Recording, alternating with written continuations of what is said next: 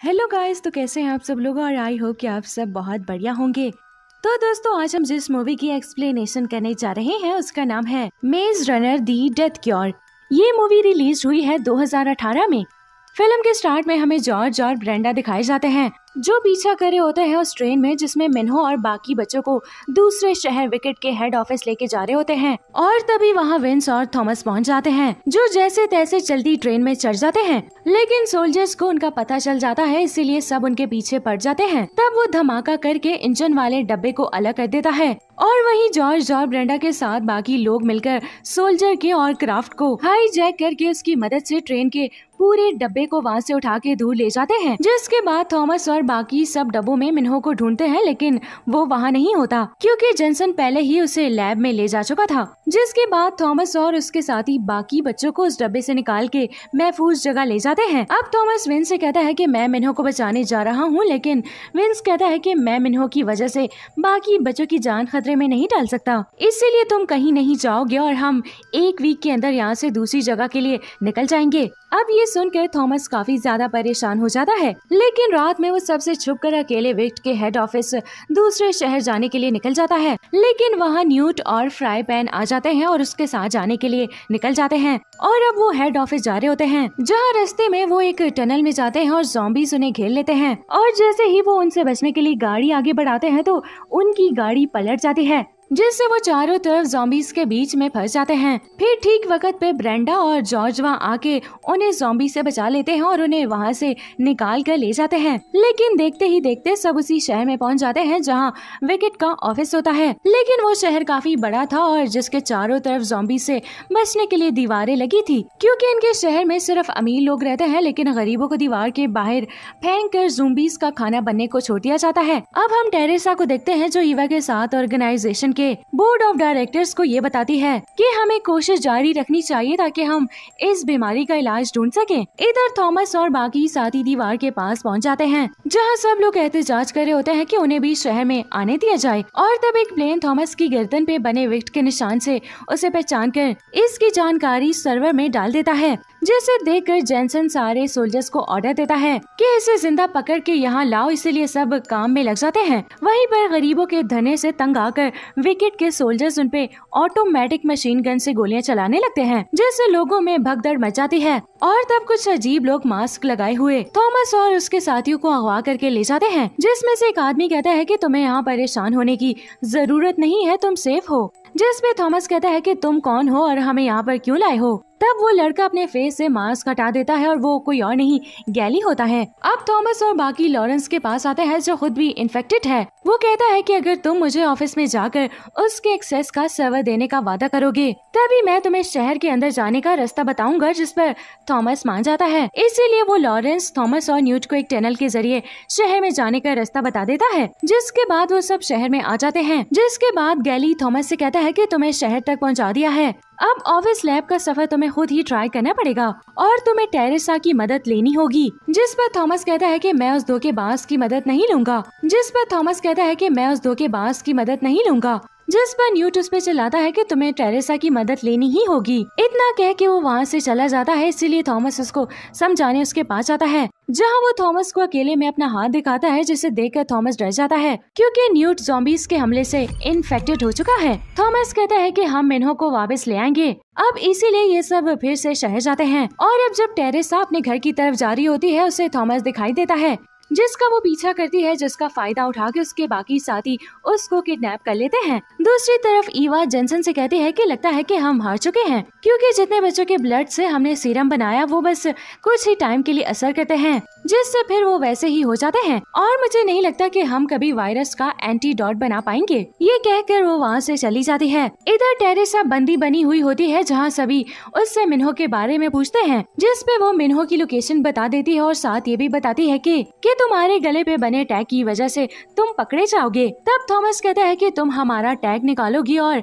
हमें ऑफिस तक ले जाओगी। इसीलिए टेरेसा उनकी गर्दन पे बने टैग को निकालने लगती है, जहाँ वो थॉमस से सवाल करती है कि ब्रेंडा को तुम कितने दिन में सीरम देते हो। जिस पर वो उसे जवाब देता है कि मैंने बस उसे एक ही बार सीरम दिया है और वो बिल्कुल ठीक हो गई है। जिसके बाद टेरेसा सोचने लगती है कि थॉमस का ब्लड खास है क्योंकि बाकी लोगों का ब्लड कुछ टाइम के लिए ही असर करता है।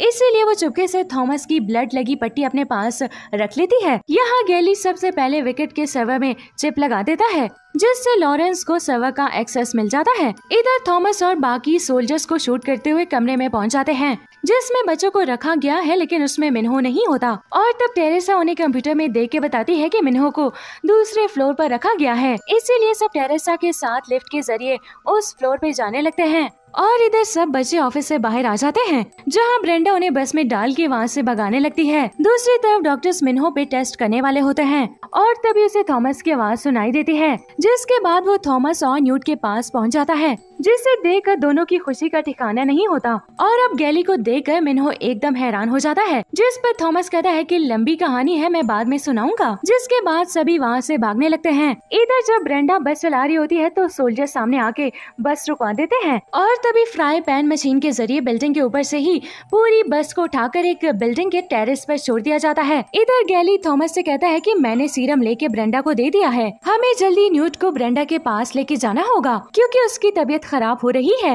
इसीलिए अब सब ब्रेंडा के पास जाने के लिए निकल जाते हैं। वहीं पर टेरेसा थॉमस के ब्लड पे टेस्ट कर रही होती है कि आखिर उसके ब्लड से सच में वायरस खत्म होता है या नहीं। इधर टेरेसा ईवा को बता देती है कि अगर हम थॉमस के ब्लड को यूज करें तो वो बाकी लोगों के ब्लड सीरम की तरह वायरस को रोकता नहीं है, बल्कि हमेशा के लिए खत्म कर देता है, जिसको सुनकर ईवा हैरान हो जाती है। दूसरी तरफ शहर में भगदड़ की वजह से थॉमस और बाकियों को ब्रेंडा के पास पहुंचने में काफी मुश्किलात हो रही थी। न्यूट की तबीयत और खराब होने लगती है, जिसपे थॉमस मिन्हो से कहता है कि तुम ब्रेंडा से सीरम लेके आओ, जिस पर गैली भी उसके साथ चला जाता है। उसके बाद थॉमस खुद से न्यूट को सहारा देकर आगे ले जाने लगता है, लेकिन तब तक न्यूट की हालत और खराब हो जाती है। और तभी टेरेसा माइक में कहती है कि थॉमस तुम जहाँ भी हो आ जाओ, मैं तुम्हारे ब्लड सीरम से न्यूट को बचा सकती हूँ क्योंकि उसके पास अभी भी वक्त है। दूसरी तरफ थॉमस न्यूट से ना लड़के उसे रोकने की कोशिश करता है, इसीलिए वो रुक भी जाता है, लेकिन वो फिर से अपना कंट्रोल खोकर थॉमस को कुछ कर ना दे, इसीलिए वो खुद को चाकू मार देता है, जिससे वो वहीं पर अपना दम तोड़ देता है, जिसे देखकर थॉमस बहुत दुखी हो जाता है। और उसी वक्त ब्रेंडा वहाँ सीरम लेके पहुँच जाती है, लेकिन वो भी न्यूट को मरा हुआ देखकर दुखी हो जाती है। इसीलिए थॉमस अब बिना डरे ईवा के पास आके उस पे गन लगा देता है और पूछता है कि क्या वाकई में मेरे बने सीरम से न्यूट बच सकता था। तो जवाब में वो हाँ कह देती है और साथ ये भी कहती है कि तुम दुनिया में मौजूद हर इन्फेक्टेड इंसान की जान बचा सकते हो। पर तभी वहाँ जेनसन आके ईवा को शूट कर देता है, क्योंकि उसे लग रहा था कि ईवा ने हार मान ली है और वो अब किसी भी काम की नहीं है। जिसके बाद वो थॉमस को भी बेहोशी वाला इंजेक्शन लगा देता है और जब थॉमस की आंख खुलती है तो तब टेरेसा उसके ब्लड से सीरम बना रही होती है और उसके बाद जेनसन वो सीरम अपने आप को लगाने लगता है, क्योंकि वो भी इन्फेक्टेड हो गया था। और अब वो सीरम लगा के कहता है कि मैं थॉमस के ब्लड का सीरम दुनिया के अमीर लोगों को लगाकर पैसे कमाऊंगा। जिसके बाद टेरेसा समझ जाती है कि जेनसन दुनिया के नहीं खुद के फायदे के लिए सीरम बनाना चाहता है,